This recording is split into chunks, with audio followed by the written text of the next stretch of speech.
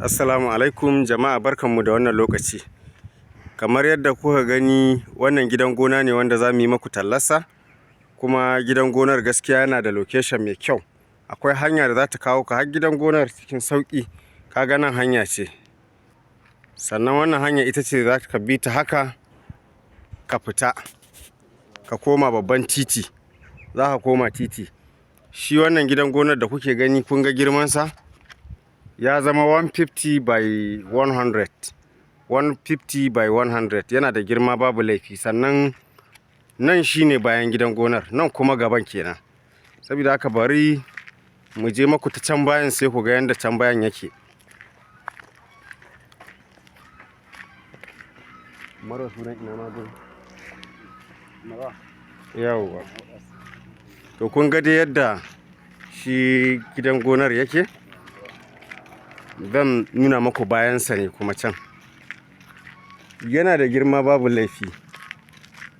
150 by 100 shine girmansa. Kun ga bayansa? Nan shine bayansa gidan gonar. Nan shine bayansa. In kuka diba nan kuma gari ne ma in kuka diba, so ba ka da matsala, akwai tsaro, akwai security a wannan gidan gona. Wannan gidan gona a wani gari da ake cewa Chalawa ne, kan hanyar Madobi. Chalawa kan hanyar Madobi. Marwan bayan kamfanin sola a wannan gurin wannan gidan gona yake. Kuma yana da sauƙi sosai fiye da yadda ba kwa tunani.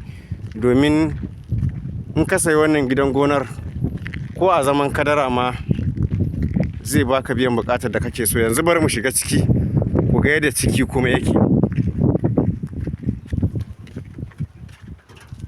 Yawwa, to yanzu kun ga yadda ciki yake. Farkon shigowa in ka shigo ga ɗakin mai gadi da kuma gurin rainon kaji da sauransu. Nan kun ga yadda yake. Duk gurin rainon ne nan aiko. So nan gurin rainon kaji ne. Ya taho har zuwa nan. Ga ofis ɗin mai gida idan ya zo, wannan ofis ɗinsa ne wanda yake na mai gidan gonar in ya zo. Sannan ga gurin da ake zuba dabbobin kajin shine nan guririn. Kun ga yadda yake? Yau wannan dai shine gurin. Gurin yana da girma. In kana so kai ƙari, ga gurare nan fili a ciki sosai. Kowanne ga tanki nan, kuma unguwar gaskiya akwai ruwa. Da wuta da ruwa ba ka da matsala da unguwar. Sabida gurin ma in ka so da sola za ka yi amfani da yadda ka so. Kun ga nan gashi nan. Nan duk guraren ne na wannan ɗin da ake zuba dabbobin. Sannan kwanon da aka yi aikin gashi, kwano ne mai kyau in kuka diba. Jan kwano ne gashi. Kwano aka sa mai kyau a wannan rumfuna na kaji. Bari mu zagaya can ku ga yadda bayan yake. Kar ku manta, na gaya maku akwai damar da za ka yi ƙari gashi nan ta ɓangaren gaban gidan. Za ka iya yin ƙari ta ɓangaren filin da ke gaba. Za ka yi ƙari kai duk abin da kake so. Ba wai